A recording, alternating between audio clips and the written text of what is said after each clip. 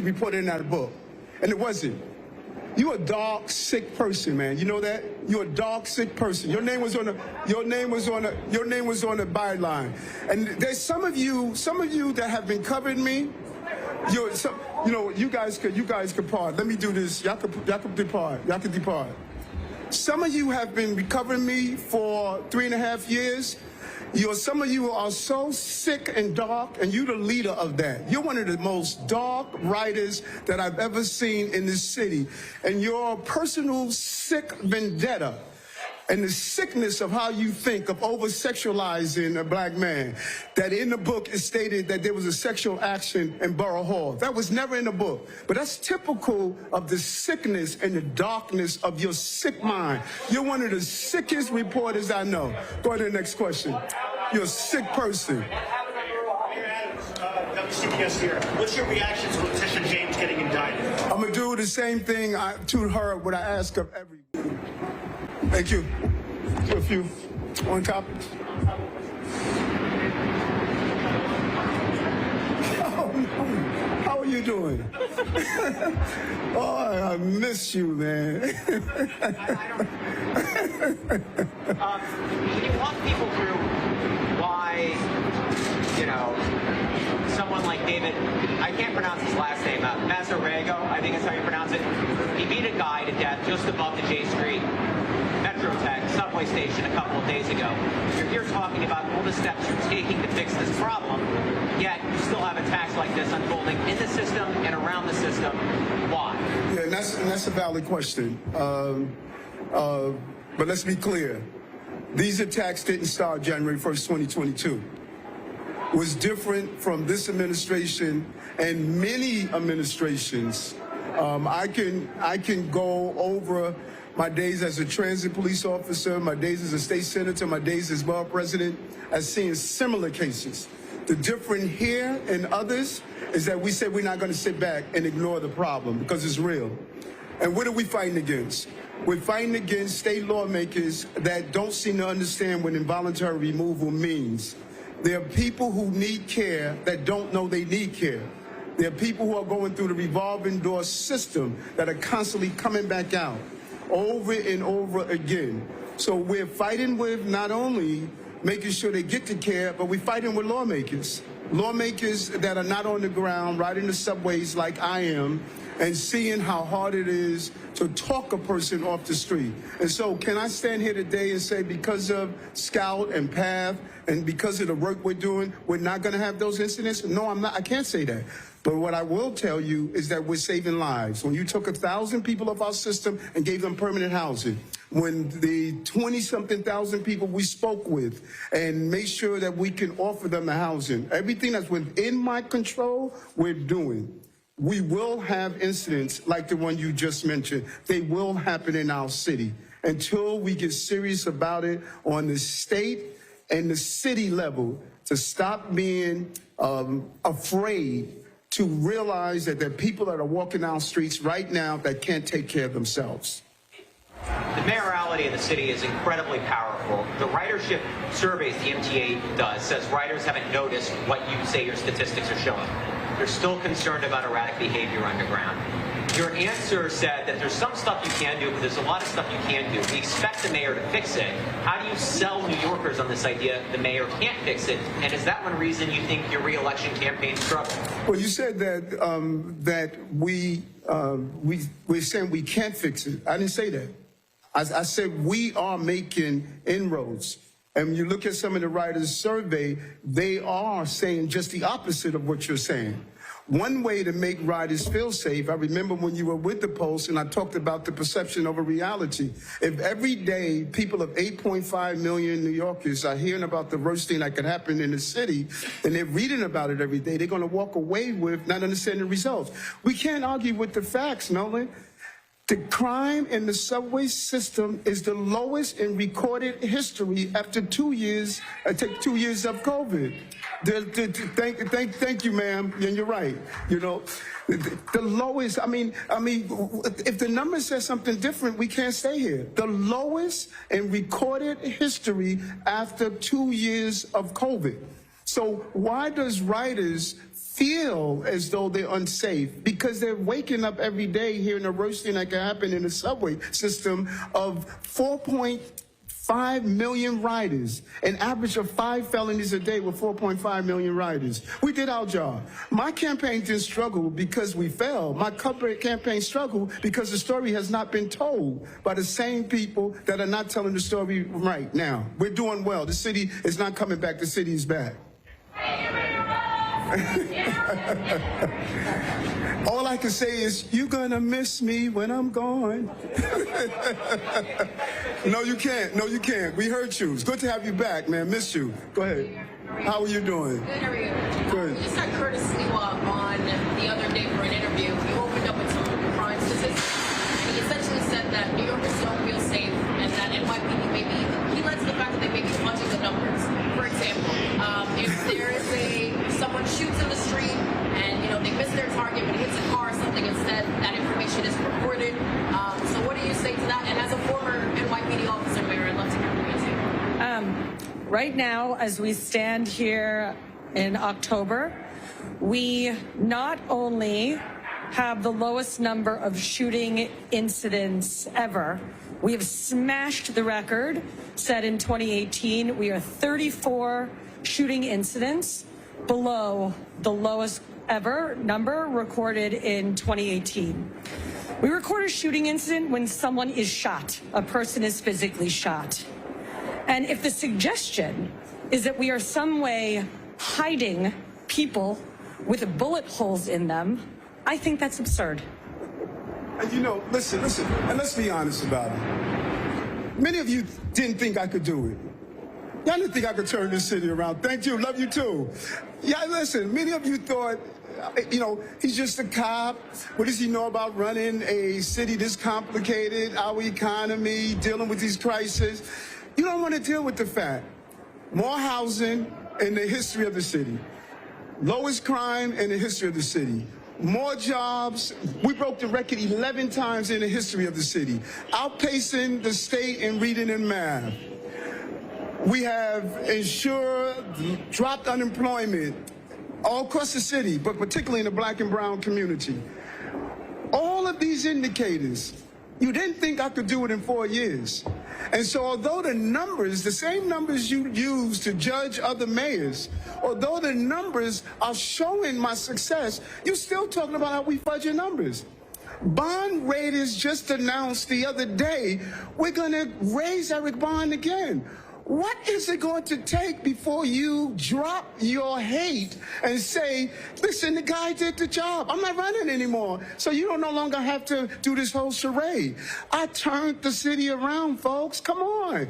Look at the numbers that you judged other mayors by and then put me side by side and say, okay, let's look at what other mayors did around housing.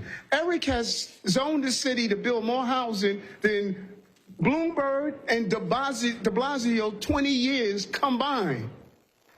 Eric has turned around the economy.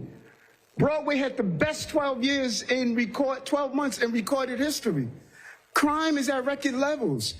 Just report the facts and stop coming up with all of these creative ways of saying Eric failed. Eric didn't fail. Eric did the job of a working class mayor. I always told you, a working class mayor can turn this city around, and a working class mayor did it. And I'm pleased by what we've done for working class people in this city. So you're leaving the city in better hands than you left it in? No, that's a good question. I've said it once, and I'm going to say it again. I said it. They'll never report that. I said it once, and I'll say it again. What we're leaving this city in is a foundation that whomever is the mayor can build on. It is unbelievable what we're leaving the city in. Universal after-school program, paying the college tuition for foster care children. NYCHA is finally becoming safer, making an environment for small businesses, more small business in the history of the city. All the indicators that determine a healthy city, we're turning it over to someone. And we're going to prepare a transition document so they don't have to start from scratch. And they can build on what we've done. And my real fear is the arrogancy of people believing that it's easy to run a city of this complexity, that they're going to take us backwards. And my fears was playing out in Europe. I don't know why people are not seeing what's playing out in Europe. Radical thoughts and processes could harm this city, and we better be aware of that.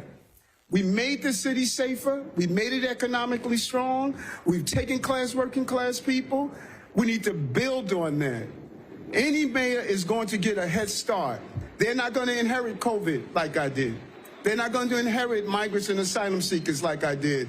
They're not going to inherit over-proliferations of guns like I did. They're not going to inherit a business community that didn't believe they can grow like I did. They're going to inherit a better city. And because of that, they better do a job. And I'm going to say it over and over again. Don't mess it up. Mayor Adams, now that you're back in town and you have your campaign behind you, are you planning to endorse anyone? When I make the determination, I will. NJ? I'm sure you've seen the latest Quinnipiac poll.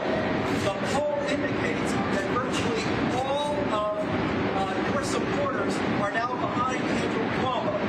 What do you make of that? Well, people wanted to see what I was going to do. You know, if I was going to stay in the race, if I was going to move out of the race, they wanted to see what I wanted to do. I think that no matter who leaves the race, there's going to be a movement of their people. And, people want to give the impression that, hey, Eric doesn't have any supporters. There's a lot of love in the city for what I have done and will continue to do. And so this race is going to continue to move forward, and we're going to be excited. I just want the best for my city, the city that I love in a real way. I know they're telling them no more questions, but I'll take two more questions I'm going to take two more questions. But before I take this question, there's one thing that I want to do. Listen, there was a book that came out that Jasmine Ray wrote. And in the Daily News today, it was stated that there was a sexual action that happened in Borough Hall. She reported in that book. And it wasn't. You're a dark, sick person, man. You know that? You're a dark, sick person. Your name was on the byline. And there's some of you that have been covering me. You guys could part. Let me do this. Y'all could depart. Y'all could depart. Some of you have been covering me for 3.5 years. Some of you are so sick and dark, and you're the leader of that. You're one of the most dark writers that I've ever seen in this city. And your personal sick vendetta and the sickness of how you think of oversexualizing a black man, that in the book is stated that there was a sexual action in Borough Hall. That was never in the book. But that's typical of the sickness and the darkness of your sick mind. You're one of the sickest reporters I know. Go to the next question. You're a sick person. Mayor Adams, WCPS here. What's your reaction to Letitia James getting indicted? I'm going to do the same thing to her, what I ask of everyone. When I was going through my situation, let the process play out. People attacked me. They called me names. They destroyed an impeccable record in this city. Folks, I've been doing this for 40 years. I have 40 years of delivering for the people of the city of New York. And within months, my entire life was destroyed. And some of you who knew me joined the chorus of calling me all sorts of names. He made a deal. He did this. All of you that knew me, I was really surprised. And some of you broke my heart. I was surprised that y'all saw how impeccable my record was as a police officer, state senator, borough president, and as a mayor. And within months, because of a lawfare, you all of a sudden turned me into a criminal. You characterized my administration as corrupt. You didn't look at the dedication and commitment and the success of this city. And I noticed, you know what's interesting? I'm seeing none of you report some of the stuff that is coming out of the FBI of what happened under the Biden administration. I'm not seeing you report that. I'm not seeing you report some of the hidden records and the hidden files. I'm not seeing that anymore. But what you did in those months, to me, I'll never forget that. It was wrong. I did not deserve that. And as a mayor and as a public servant, I committed myself to the city, and I'm going to continue to commit myself to the city in the process. What's up, Kelly? Hi, Mr. Mayor. What's going on, Kelly? I'm good. I wanted to ask you to follow up. Speaking of your indictment, you talked about the Justice Department weaponizing that indictment, going after black politicians. I mean, this is another black politician being indicted here in the city. What's your response to that? Do you feel they weaponized me? Of course, you can answer. You asked me about others, but I remember how you covered me. You didn't feel they weaponized me. I was indicted for calling the fire department to do a building inspection. And many of you who covered me during that time were salivating at the thought that Eric will go to jail for 33 years. So don't start asking me about what do I think about what's going on now. I want to know what did y'all think about when my life was destroyed in this city. And I wish I had a mic so I can drop it right now. And there we go, a fiery New York City Mayor Eric Adams really continuing to speak his mind now that he is out of the New York City race. And again, going after that one reporter there, calling him a sick person. Did not like some of the questioning, talking about his background as well. And then also wishing that he could just drop the microphone there as well.